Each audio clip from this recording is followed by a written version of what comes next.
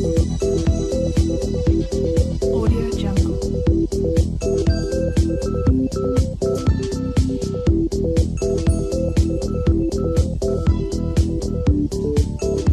Jungle.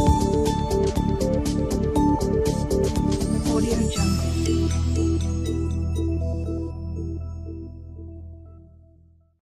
Muy buenas, sed todos bienvenidos. Comenzamos aquí las normas elementales sobre formulación inorgánica.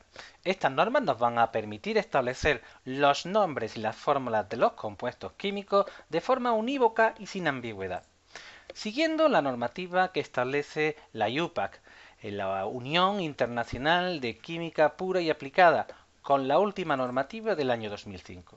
La nomenclatura y la formulación es lo que constituye el lenguaje químico. Así, cuando nosotros utilizamos el nombre de un compuesto, el cloruro de sodio, cuyo nombre común es sal, nosotros con esta nomenclatura estamos definiendo qué elementos forman parte de lo que es el compuesto, simplemente mirando el nombre. Podríamos intentar poner el nombre común a todas las sustancias que existen. Sin embargo, eso sería imposible de recordar cada una de las sustancias. Para algunos vamos a mantener el nombre común, por ejemplo, para el agua, para el amoníaco, para la sal en algunos casos. Sin embargo, lo que queremos es, cuando nos comunicamos a través de trabajo, que todo el mundo entienda a qué nos estamos refiriendo. Es por eso por lo que es tan importante que sigamos unas normas que nos permiten comunicarnos con otros compañeros. Una vez que tenemos el nombre, lo que tenemos también que tener muy claro es que la fórmula va a ser igual de clara. Fijaros, cuando nosotros expresamos la fórmula de este compuesto, lo que nosotros utilizamos son los símbolos de los elementos de la tabla periódica que hacen referencia al compuesto que estamos formando. Así, Na es el símbolo del sodio y Cl es el símbolo que utilizamos para el cloro en la tabla periódica. Cuando nosotros usamos fórmula, de forma general, siempre solemos escribir en primer lugar el símbolo del elemento que tiene estado de oxidación positivo, es decir, aquel elemento que tendría una carga hipotética positiva puesto que se la habría cedido a aquel con el que forma una unión química. Elemento que le acompaña que normalmente tendrá número de oxidación negativo, es decir, elemento que se quedaría con el par de electrones que formarían parte del enlace. Sin embargo, es importante recordar esto. Cuando los vamos a nombrar, siempre lo haremos en orden inverso. Fijaros, volvemos a coger el mismo ejemplo. NaCl, el cloruro de sodio. Cuando nosotros pintamos la fórmula del compuesto así, ya tenemos que tener en mente que el primer átomo tiene que tener número de oxidación positivo y por tanto ha tenido hipotéticamente que darle parte de sus electrones al cloro. En este caso es así porque se trata de un compuesto iónico. Sin embargo, en compuestos covalentes la realidad no es tan sencilla. También tendremos casos un poco más complejos en el que no todo es tan fácil. Fijaros, aquí tenemos un compuesto ternario, el carbonato de calcio. El carbonato de calcio contiene 3 átomos diferentes: calcio, carbono y oxígeno. Sin embargo, solo uno de ellos tiene número de oxidación negativo. En este caso va a ser el oxígeno. Los otros 2 elementos van a tener número de oxidación positivo. El calcio básicamente será el elemento que forme el catión, mientras que el carbono es un elemento que va acompañado de oxígeno formando lo que se llama un oxoanión. También es importante señalar que los subíndices que acompañan a las fórmulas químicas lo que nos indican es la cantidad de átomos o iones o bien la proporción que hay de estos dentro de un compuesto cristalino o un compuesto que forme una red tridimensional. Así, cuando no aparece este número, lo que tenemos que entender es que su valor es la unidad. Por ejemplo, el agua es una molécula covalente, formada por 2 átomos de hidrógeno y un átomo de oxígeno. El ion amonio es también un ion covalente. En este ion lo que nosotros vemos es un átomo de nitrógeno y 4 átomos de hidrógeno. La carga positiva es porque hay un defecto de carga en esta molécula. Y, sin embargo, fijaros, el cloruro de calcio es un compuesto iónico y como compuesto forma una red cristalina.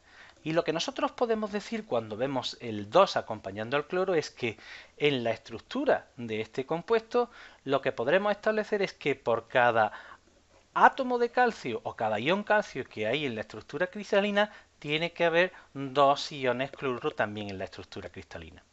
Desde el punto de vista de la nomenclatura también tenemos dos tipos de nomenclatura.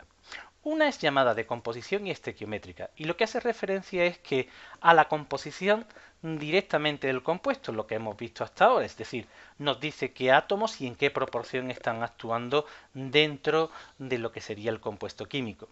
No obstante, dentro de la nomenclatura de composición tenemos dos tipos. Una denominada de nomenclatura sistemática 1, que lo que hace es uso de prefijos multiplicadores.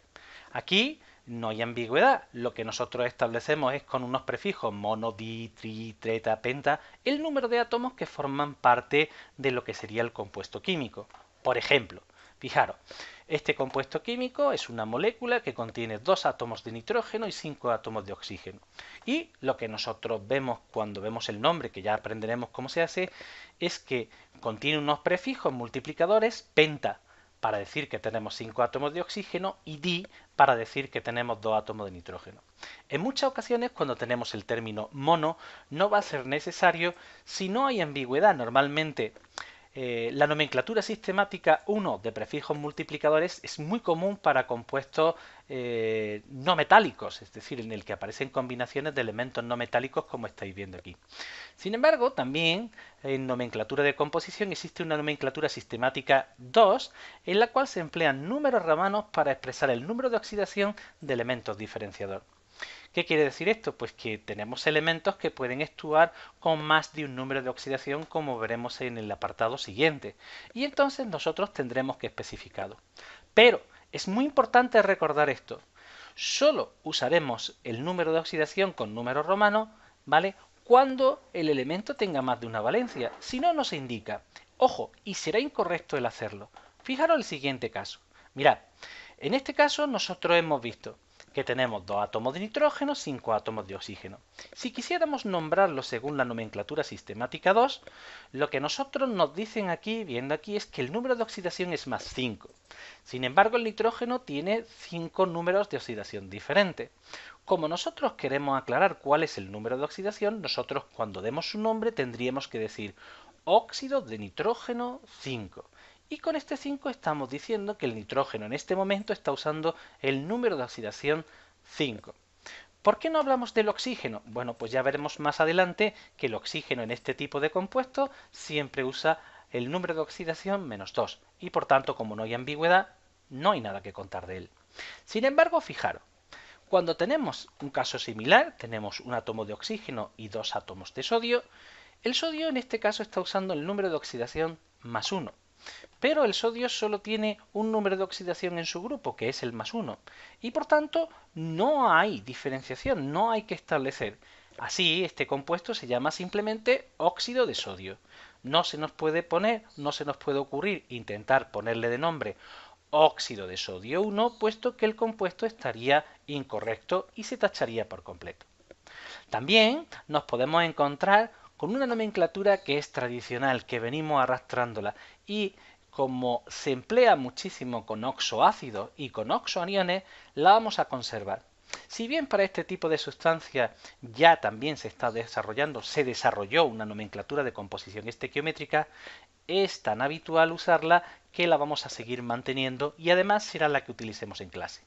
Así, en la nomenclatura tradicional, lo que nosotros vamos a indicar el número de oxidación con una serie de sufijos, es decir, que se colocan, y una serie al terminar, y una serie de prefijos. Por ejemplo, fijaros, tenemos aquí dos compuestos que son muy similares.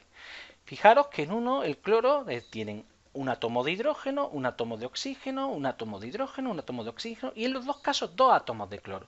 Como podéis ver, los átomos de cloro van acompañados con unos numeritos que nos indican su número de oxidación. Pues bien, son compuestos diferentes, con proporciones diferentes, y el elemento diferenciador es el cloro. Ya veremos más adelante que ambas sustancias son ácidas por ir acompañadas de átomos de hidrógeno, y en este caso nosotros, para establecer que el cloro está usando el número de oxidación más 1, fijaros que le hemos colocado un prefijo y un sufijo hipo-oso. Mientras que en el segundo compuesto, nosotros para decir que está usando el número de oxidación más 5, simplemente usaremos el sufijo ico. Y con esto está bien para tener la primera introducción. Nos vemos en los números de oxidación. Venga, hasta luego.